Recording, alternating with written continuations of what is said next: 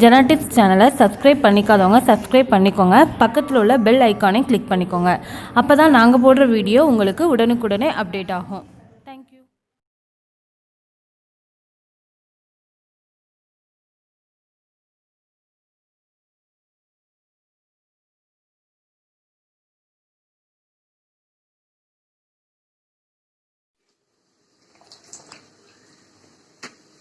அஸ்ஸலாமு அலைக்கும் வரஹ்மத்துல்லாஹி வரகாத்துஹு. இன்னைக்கு நம்ம ஜனா டிப்ஸ்ல பார்க்க போறது டேஸ்டியான மேம்பொடி கறி குழம்பு எப்படி பண்ணலான்னு பார்க்க போறோங்க. 90s எல்லாம் பார்த்தீங்கன்னா இதுதான் மேரேஜ் ஃபங்க்ஷனுக்குலாம் வந்து மேம்பொடி குழம்பையும் வாழைக்காய் ரசத்தையும் தான் வந்து வைப்பாங்க. ரொம்ப டேஸ்டா இருக்கும். இப்போ நம்ம அதை வீட்டில் எப்படி வந்து ப்ரிப்பேர் பண்ணலாம் அப்படின்னு நம்ம பார்க்க போறோங்க. ஏற்கனவே மேம்பொடி மசாலா வந்து எப்படி ப்ரிப்பேர் பண்றதுங்கிறது நம்ம ஜனா டிப்ஸ்ல அப்லோட் பண்ணியிருக்கோம். அதை பார்த்து தெரிஞ்சுக்கோங்க. இப்போ அதுக்கு தேவையான இன்க்ரீடியன்ஸ் பார்த்தீங்க அப்படின்னா நான் வந்து மட்டன் வந்து 1 கிலோ மட்டன் எடுத்திருக்கேன். நல்லா வாஷ் பண்ணிட்டு எடுத்து வச்சிருக்கேங்க. நெக்ஸ்ட் பெரிய வெங்காயம் வந்து 2 பெரிய வெங்காயத்தை இந்த மாதிரி நைஸாக கட் பண்ணிக்கோங்க.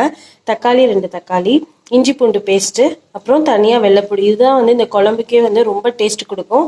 ஒரு பூண்டு பல் வந்து ஒரு 10 எடுத்துக்கோங்க. நான் 1 கிலோ மட்டன்னால இந்த அளவுக்கு எடுத்திருக்கேன். 1/2 kg அப்படின்னா ஒரு 5-6 பூண்டே போதும்.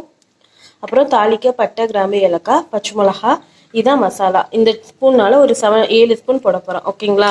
நம்ம அப்பயே நீங்கள் அரைச்சி யூஸ் பண்ணீங்க அப்படின்னா ரொம்ப டேஸ்ட்டாக இருக்கும். அப்படி இல்லாட்டினாலும் நீங்கள் ஸ்டோர் பண்ணி வச்சுக்கிட்டாலும் ஒரு 1 மந்த்துக்கு சூப்பராக இருக்குங்க. அடுத்தது உருளைக்கிழங்கு.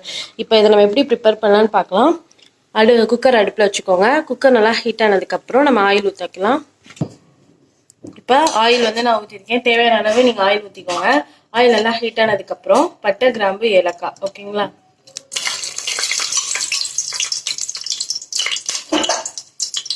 அடுத்தது பெரிய வெங்காயம்.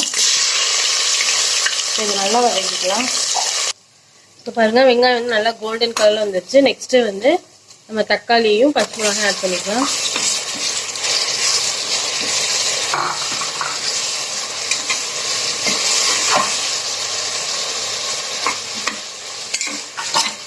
இதுவும் நல்லா வதக்கிக்கலாம். பாருங்கள், வெங்காயம், தக்காளி, பச்சை மிளகாலாம் வந்து நல்லா வதங்கிருச்சு. இப்போ இந்த ஸ்டேஜில் நம்ம வந்து இஞ்சி பூண்டு பேஸ்ட் ஆட் பண்ணிக்கலாம். ஒரு 4 ஸ்பூன் வந்து இஞ்சி பூண்டு பேஸ்ட் ஆட் பண்ணிக்கோங்க. ஒரு 4-5 ஸ்பூன். ஓகேங்களா? இப்போ பாருங்கள், இஞ்சி பூண்டு பேஸ்ட் ஆட் பண்ணிவிட்டு இப்போ எண்ணெய் பிரிஞ்சு இருக்குது பார்த்தீங்களா? இந்த ஸ்டேஜில் நம்ம வந்து மசாலாலாம் ஆட் பண்ண போகிறோம். 1/2 கரண்டி மஞ்சத்தூள், 3-4 ஸ்பூன் வந்து மிளகாத்தூள் ஆட் பண்ணிக்கோங்க, உங்கள் காரத்துக்கு தகுந்த மாதிரி.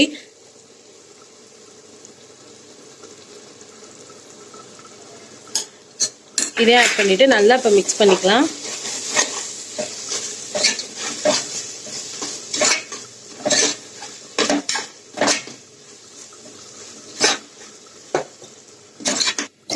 இப்போ பாருங்கள், நல்லா எண்ணெய் பிரிஞ்சு இப்போ மசாலா வந்து நல்லா வெந்துருச்சு. இப்போ இந்த ஸ்டேஜில் வந்து நம்ம மட்டன் ஆட் பண்ண போகிறோம். ஓகேங்களா? இது மட்டன் பார்த்தீங்க அப்படின்னா மட்டன் வந்து நல்லா புழிஞ்சிட்டு தான் போடணும். ஏன்னா தண்ணி இல்லாமல் போடணும். ஓகேங்களா? அப்போ தான். அது மட்டும் இல்லாமல் நம்ம வந்து எண்ணெயிலே வந்து கறியெல்லாம் வேக வைக்கணும். சிக்கனாக இருந்தாலும் சரி, மட்டனாக இருந்தாலும் சரி. அப்போ தான் அதோட பச்சை ஸ்மெல்லாம் போய் குழம்புல வந்து நல்லா டேஸ்ட் கொடுக்கும். அதனால நல்லா புழிஞ்சிட்டு தண்ணி இல்லாமல் போடுங்க.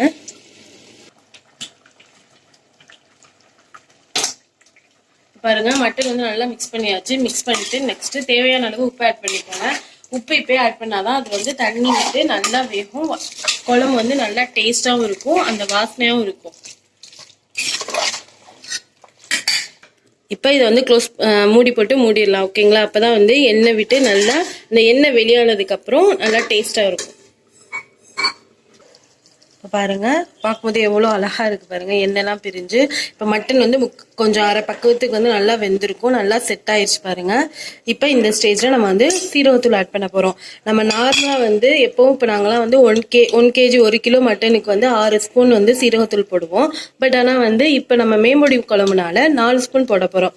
ஏன்னா ரொம்பவும் போட்டோம் அப்படின்னா நல்லாவும் இருக்காது. வெறும் மேம்பொடி மசாலா மட்டும் போட்டாலும் அது மல்லி கொஞ்சம் அதிகமாக போடுறதுனால அதுவும் அவ்வளவா நல்லா டேஸ்ட் கொடுக்காது. அதனால தான் இது வந்து கொஞ்சம் தண்ணியாகவே நம்ம வைப்போம். ஏன் அப்படின்னா நம்ம லாஸ்ட்டில் ஃபைனலாக அந்த மசாலா ஆட் பண்ணும்போது அது கொஞ்சம் கெட்டித்தன்மை கொடுக்கும்.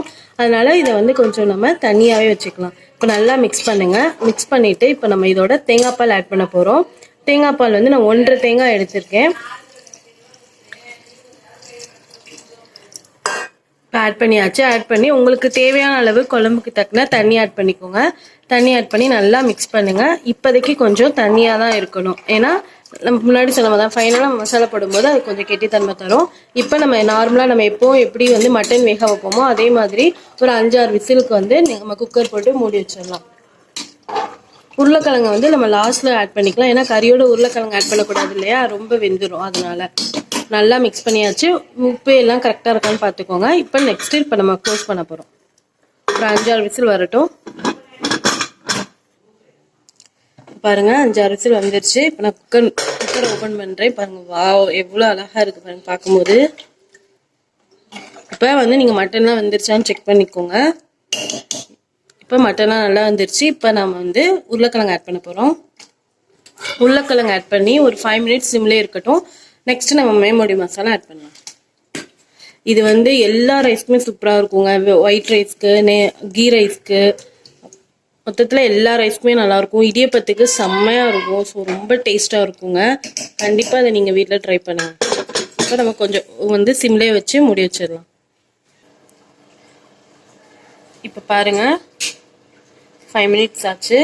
இப்போ நான் குக்கர் ஓப்பன் பண்ணுறேன். இப்போ குழம்பு வந்து உருளைக்கிழங்கு கொஞ்சம் நல்லா வெந்திருக்கும். இந்த ஸ்டேஜில் நம்ம வந்து ஃபைனலாக மசாலா ஆட் பண்ண போகிறோம். வெள்ளைப்பூடை வந்து இந்த மாதிரி நச்சுக்கணுங்க. ரொம்ப மையாக நைக்காமல் இந்த மாதிரி நச்சு எடுத்துக்கோங்க. இது மசாலா. நான் ஒரு 7 ஸ்பூன் மசாலா எடுத்திருக்கேன். 1 கிலோ மட்டனுக்கு வந்து 7 ஸ்பூன் வந்து போதும். ஓகேங்களா, இந்த ஸ்பூனில். இப்போ நம்ம வந்து வெள்ளைப்பூடை வந்து இது மேலே போட்டுட்டு நல்லா மிக்ஸ் பண்ண போகிறோம். ஓகேங்களா, மிக்ஸ் பண்ணிவிட்டு இந்த மாதிரி தூவி விடணுங்க. தூவி விட்டு ரொம்ப ஹை ஃப்ளேமில் வைக்கக்கூடாது, மீடியம் ஃப்ளேமில் தான் வைக்கணும். அப்போ தான் வந்து குழம்பு வந்து நல்லா செட் ஆகி நல்லா வாசனையாக இருக்கும். இந்த மாதிரி இப்போ நம்ம வந்து மேலே தூவி விடலாம். இப்போ நம்ம வந்து தூவிடலாம். ஃப்ளேம் வந்து மீடியம் ஃப்ளேமில் தாங்க இருக்கணும். இது ஒரு 5 மினிட்ஸ் போதும், நல்லா செட் ஆயிரும்.